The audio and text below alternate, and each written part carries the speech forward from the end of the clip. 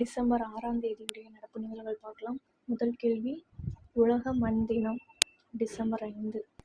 இரண்டாவது கேள்வி, ரெப்போ வட்டி விகித சதவீதம் 5.25%.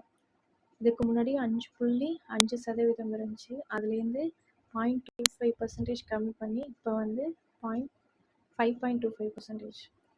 மூன்றாவது கேள்வி, இந்திய ரிசர்வ் வங்கி ஆளுநர் யாருன்னா சஞ்சய் மல்ஹோத்ரா.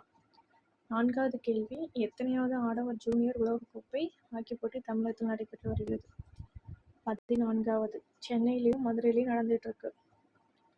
ஐந்தாவது கேள்வி, கணிக்கப்பட்டுள்ள இந்திய நாட்டின் பொருளாதார வளர்ச்சி சதவீதம், அதாவது இந்தியாவோட பொருளாதார வளர்ச்சி சதவீதம் எவ்வளோ இருக்குன்னு ஆர்பிஐ ஆளுநர் சொல்லியிருக்காங்க. எவ்வளோ இருக்குன்னா 7.3%.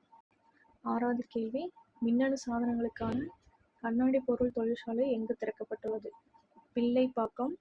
இது காஞ்சிபுரம் மாவட்டத்தில் இருக்க ஸ்ரீபெரும்புதூர்கிட்ட இருக்கு.